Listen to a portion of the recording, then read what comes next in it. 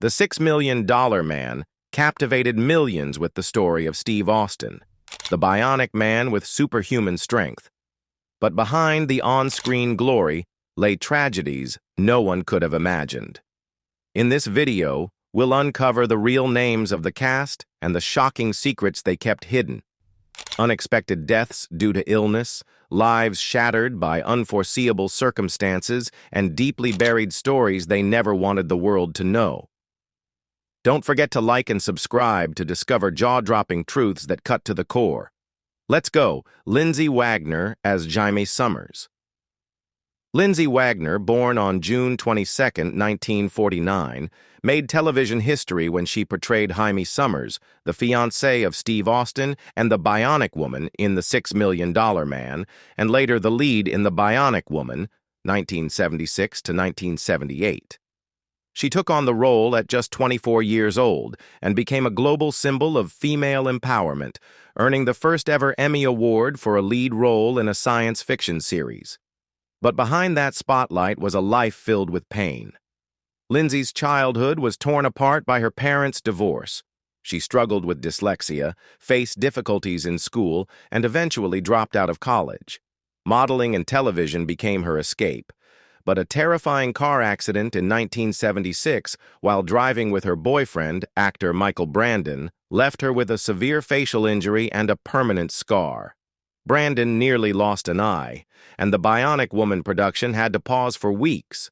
Her private life was no less tumultuous. She went through 4 marriages, all of which ended. Her third husband, stuntman Henry Kingy, fathered her 2 sons, but their marriage lasted only 3 years. She narrowly escaped one of the deadliest air disasters in U.S. history, American Airlines Flight 191. On May 25, 1979, Wagner, feeling suddenly unwell, canceled her boarding, just before the plane crashed, killing all 273 people on board. More than a screen icon, Lindsay also waded into controversial waters. In 2016, she was criticized for endorsing MMS, a substance the FDA labeled a dangerous bleach to treat hives. Yet through every storm, Lindsay Wagner endured. As of 2025, she is 76 years old and actively involved in holistic medicine, plant-based living, teaching, and hosting spiritual workshops. While she played a character with bionic parts on screen, she herself remains the true embodiment of survival, resilience, and defying the odds. Richard Anderson as Oscar Goldman. Richard Anderson, born August 8, 1926, played Oscar Goldman, the director of OSI, Steve Austin's devoted boss and close friend in The $6 Million Man and The Bionic Woman. He was 47 when he stepped into the role, appearing in all 88 episodes and later in 3 reunion TV movies. Behind his composed and gentlemanly screen presence lay a life marked by quiet resilience.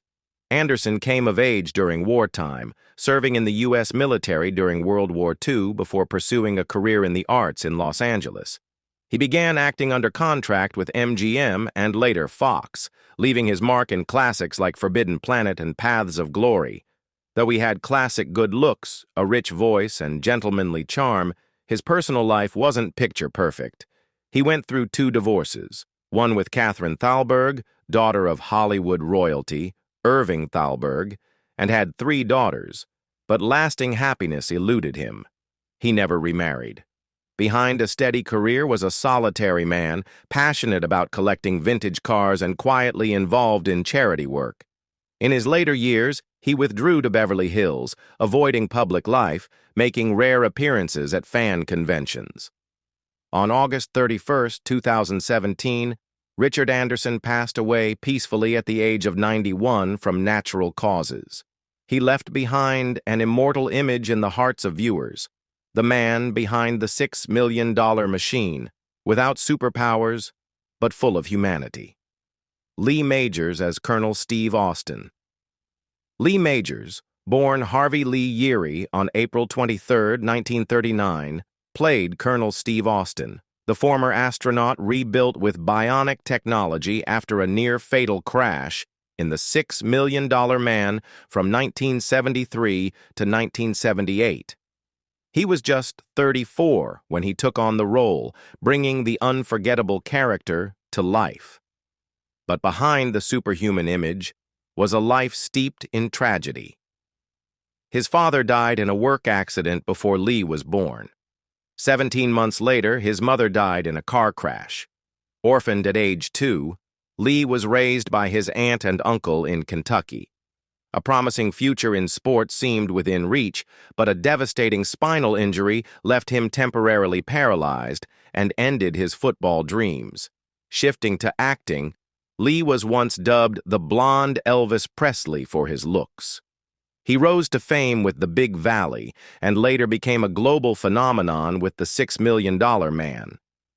But behind the fame came tension, especially in 1977 when he was sued by Universal for refusing to film unless allowed to start his own production company. His personal life was equally complex and often heartbreaking. He went through 4 marriages. The most high-profile was to Farrah Fawcett, Hollywood's beauty icon, from 1973 to 1982. They separated under the pressure of fame and career demands. Later, Lee referenced Farrah in his song The Unknown Stuntman as a haunting figure from his past. His third wife, Playboy model Karen Velez, gave him 3 children, but later divorced. She died in 2023. His current marriage to Faith Cross remains intact. In 2003, he nearly lost his life undergoing heart bypass surgery. At age 86 in 2025, Lee Majors continues to appear in select TV projects, standing strong as a lasting symbol of a generation. Martin Brooks as Dr. Rudy Wells. Martin Brooks, born Martin Baum on November 30th, 1925, played Dr. Rudy Wells, the mastermind behind the bionic technology that kept Steve Austin's superhuman body functioning, in The $6 Million Man and the Bionic Woman from 1975 to 1978. He was 48 when he took on the role, appearing in 47 episodes. Quiet and introspective, his character was essential to the bionic universe. Yet Martin himself had once nearly lost his life to his own body. As a paratrooper in the 11th Airborne Division during World War II, he suffered serious injuries and was awarded the Purple Heart. Returning from the battlefield, he stepped onto the Broadway stage and changed his name to Martin Brooks at the suggestion of legendary producer Richard Rodgers. Unlike many of his famous co-stars, Brooks did not chase the spotlight. He chose a quiet path, appearing regularly in McMillan and Wife Dallas, Knots Landing, and other hit TV series. He and Richard Anderson were the first actors to portray the same character regularly across 2 different TV networks. In real life, Martin Brooks was private and never married, but he had a deep, lifelong friendship of over 50 years with actor Charles Durning and a special romantic relationship that lasted 2 decades with Edie Landau, wife of renowned producer Ely Landau. On December 7, 2015, just a week after his 90th birthday, Martin Brooks passed away peacefully at his home in Studio City, Los Angeles, of natural causes. He departed quietly, just as he lived, while helping shape one of the most beloved television universes of the 20th century, Alan Oppenheimer as Dr. Rudy Wells. Alan Oppenheimer, born April 23, 1930, entered the $6 Million Man universe in 1973 at age 43, portraying Dr. Rudy Wells, the scientist behind Steve Austin's bionic reconstruction, in 2 TV movies and the first 7 episodes of the series. Though his time in the role was brief before passing the torch to Martin Brooks, Oppenheimer left a lasting impression as the kind-hearted, soft-spoken man safeguarding humanity-altering technology. But it was his voice that made Alan Oppenheimer a legend. With over 300 roles to his name, he became the voice of Skeletor in He-Man and the Masters of the Universe, Ming the Merciless in Flash Gordon, Falkor and Gamork in The Never-Ending Story, and Old Timer in Toy Story 4, each a timeless piece of childhood for millions. Born into a middle-class family in New York, Alan shunned glamour in favor of depth. He portrayed everything from Nazis and spies to mayors, and even director Cecil B. DeMille in the Broadway adaptation of Sunset Boulevard. But it wasn't until Star Trek, where he played 3 completely different characters across 3 different series, that people truly recognized his transformative talent. Oppenheimer's personal life was quiet but moving. He married costume designer Mariana Elliott in 1958, had 3 children, divorced, and then remarried her in 1992. They stayed together until her death in 2003. After her passing, he rarely appeared in public outside Comic-Con events or fan conventions. As of 2025, he is 95 years old and celebrated as one of the most influential voice actors of the 20th century. Alan Oppenheimer stands as living proof of a career built on genuine talent, from the recording booth to the bionic lab on screen. Martin Balsam as Dr. Rudy Wells. Martin Balsam, born November 4, 1919, was the first to portray Dr. Rudy Wells in the original The $6 Million Man TV movie in 1973 at the age of 54. Though he appeared only once in the role, his composed and seasoned presence laid the foundation for the character, later carried on by Alan Oppenheimer and Martin E. Brooks. Born into a Jewish family in the Bronx, New York, Martin was drawn to the performing arts early in life. He studied under legendary director Irwin Piscator and was a founding member of the Actors Studio. After serving in World War II as a radio operator sergeant in the Asian Theater, he returned to the U.S. and began performing on Broadway, eventually winning a Tony Award in 1968. In 1965, he won an Academy Award for Best Supporting Actor for 1,000 Clowns, cementing his reputation as Hollywood's king of character roles.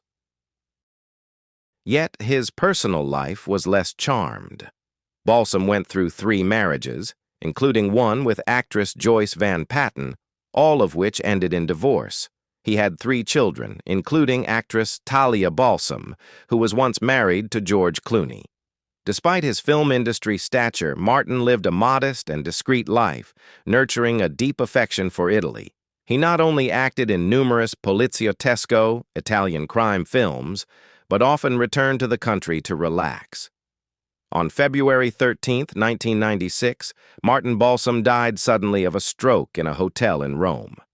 He was 76 years old, passing away far from home, quietly, like a supporting character exiting after the final scene. His body was brought back to the U.S. and buried at Cedar Park Cemetery in New Jersey. Darren McGavin as Oliver Spencer. Actor Darren McGavin, born May 7, 1922, was 51 years old when he portrayed Oliver Spencer, the cold, commanding head of OSI, in the 1973 pilot of The $6 Million Man. Though he appeared only once, he was the first to give the order that turned Steve Austin into a bionic superhuman. His life was a series of ongoing challenges. After his parents' divorce, his father sent him to a Catholic boarding school. McGavin ran away, living with Native Americans, and wandering beneath the docks of San Francisco. Rejected for military service due to a leg injury, he clawed his way into Hollywood as a set painter. He eventually rose to fame with the lead role in Kolchak, the Night Stalker, though behind the scenes, he was embroiled in conflicts, especially a tense relationship with co-star Burt Reynolds that drew public criticism. He went through 3 marriages, 2 ending in divorce, and lost his 3rd wife, actress Kathy Brown, in 2003. He spent the final 3 years of his life in solitude. Though widely known as the grumpy father in A Christmas Story, McGavin battled loneliness and a lingering void in his personal life. He died on February 25, 2006, in Los Angeles of cardiovascular disease at age 83 and was laid to rest at Hollywood Forever Cemetery, a resting place for legends. Yet Kathy Brown lies buried 6 miles away in a different cemetery. A quiet ending for a man once called the scariest ghost on American television. Barbara Anderson as Jean Manners. Barbara Anderson, born November 27, 1945 in Brooklyn, New York, was one of the brightest stars on American television in the late 1960s. She was just 22 when she played Officer Eve Whitfield in the hit series Ironside, 1967 to 1971, a role that earned her a prestigious Emmy Award in 1968. On screen, she was one of two key police officers assisting Inspector Robert Ironside, marking the beginning of a golden era in her acting career. But behind the spotlight came a surprising decision. In 1971, at the peak of her fame, Barbara suddenly left Ironside to marry actor Don Burnett. A romantic turn, but one that also meant stepping away from the limelight. Though she appeared in episodes of Mission Impossible Night Gallery, Wonder Woman, and The Love Boat, she never regained her former star power. After her final return in the 1993 TV movie Return of Ironside, she all but vanished from Hollywood, leaving behind her career, her fame, and unanswered questions about her life off-screen. As of 2025, Barbara Anderson is 80 years old, fully retired, and has lived a quiet life away from the spotlight for decades. Once hailed across America as a smart, strong policewoman, she now lives in serene anonymity. Jennifer Darling as Peggy Callahan. Jennifer Darling, born June 19, 1946, was 27 when she took on the role of Peggy Callahan, the trusted secretary of OSI director Oscar Goldman, in The $6 Million Man and its spin-off, The Bionic Woman. Appearing in 21 episodes from 1974 to 1978, Peggy worked quietly behind the scenes, coordinating classified intel and helping Steve Austin and Jamie Summers prevent global catastrophes. Though just a secretary, the character became a quiet icon of intellect and loyalty in the Bionic universe. But after the television lights faded, Jennifer Darling hit a wall in live-action acting. Gradually withdrawing from the screen, she faced the brutal reality of Hollywood's limited roles for aging women. Yet instead of disappearing, she reinvented herself, this time through voice. From despair to rebirth, Jennifer became one of the most successful female voice actors in the U.S., contributing to blockbusters like The Iron Giant, Monsters, Inc., Spirited Away, Beauty and the Beast, and Tenchi Muyo. Though her voice career reignited her fame, Jennifer's private life remained sealed. She married Paul Itkin during college, had one daughter, but has refused to discuss family, past struggles, or the challenges of her career shift. As of 2025, Jennifer Darling is 79 years old and still quietly active in voice acting, proof of extraordinary resilience and reinvention by a woman nearly forgotten by Hollywood. Noah Beery Jr. as Tom Molson, Noah Lindsay. Beery, born August 10, 1913, was 60 when he appeared in The $6 Million Man as Tom Molson and various supporting characters, contributing to 6 episodes between 1974 and 1977. Never a flashy star, he always left a lasting impression, playing the loyal friend, father, or assistant, always heartfelt and sincere. He came from a Hollywood dynasty, son of Noah Beery Sr., and nephew of Oscar winner Wallace Beery. Yet he struggled under the weight of that legacy. Despite acting in dozens of supporting roles alongside legends like John Wayne, Cary Grant, and Montgomery Clift, he never broke through as a leading man. The harshest criticism he faced was that his voice lacked the power and presence of his father and uncle. His life was quiet but filled with unspoken sadness. His first marriage to Maxine Jones, daughter of Western icon Buck Jones, ended in 1966. He later married Lisa Thorman and lived a discreet life with their blended family of 6 children. Yet the shadow of being the heir who never shined haunted him, even in the gentle roles he portrayed. His most beloved role came in The Rockford Files, 1974 to 1980, as Joseph Rocky Rockford, the caring father of James Garner's character. It reflected who Beery truly was: quiet, warm, but tinged with the sorrow of a life that didn't let him fully shine. He died on November 1, 1994, in Tehachapi, California, from a cerebral thrombosis, at age 81. He was buried at Forest Lawn Memorial Park alongside other Hollywood greats, but the name Noah Beery Jr. remains a soft echo of the past. A kind soul, the final gentleman of a noble family who departed quietly. Quinn K Retiker as Bob Mears. Quinn Retiker, born May 2, 1936, was 37 when he appeared in The $6 Million Man as Bob Mears and various supporting characters across 5 episodes from 1974 to 1976. He wasn't an action star, but he was a familiar face on American television, and one of the creative minds behind the legendary film The Deer Hunter. Behind the composed presence of this daytime actor lay a life filled with melancholic notes.